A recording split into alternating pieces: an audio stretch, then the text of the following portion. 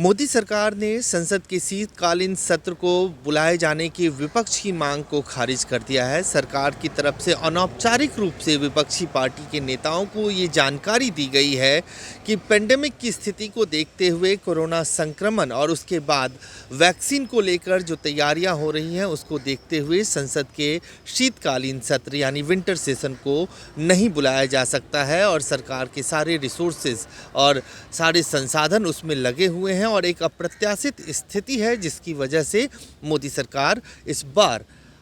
संसद के शीतकालीन सत्र को नहीं बुला सकती है। जबकि विपक्ष की तरफ से ये तर्क दिया गया है कि जब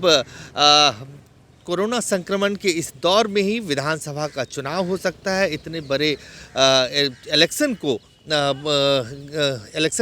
कराया जा सकता है, तो ऐसे में संसद के शीतकालीन सत्र को क्यों नहीं बुलाया जा सकता है। दरअसल विपक्षी पार्टी की तरफ से लगातार ये मांग की जा रही है कि जिस तरह से किसानों का आंदोलन चल रहा है, जिस तरह से किसान कृषि कानून को लेकर विरोध कर रहे हैं और ख़ास तौर से जो संक्रमण का दौर चल रहा है, इन सब के ऊपर चर्चा करने के लिए संसद के शीतकालीन सत्र को बुलाया जाए। सरकार की तरफ से ये कहा गया चूँकि मानसून सत्र कोरोना संक्रमण की वजह से देरी से बुलाया गया और उसके बाद बहुत ज़्यादा वक्त नहीं बीता है, ऐसे में पहली बार भारतीय संसदीय इतिहास में विंटर सेशन यानी शीतकालीन सत्र को नहीं बुलाया जाएगा और बजट सत्र को जनवरी के आखिरी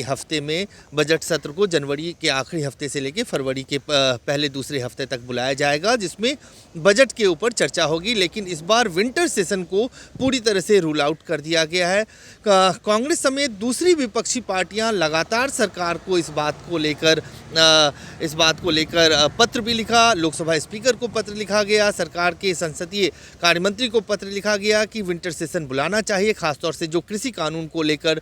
जिस तरह से किसान आंदोलन कर रहे हैं और जिस तरह से इस अध्यादेश को पास किया गया उसमें संसदीय नियमावलियों का उल्लंघन हुआ और उस पर चर्चा होनी चाहिए और इसका समाधान का रास्ता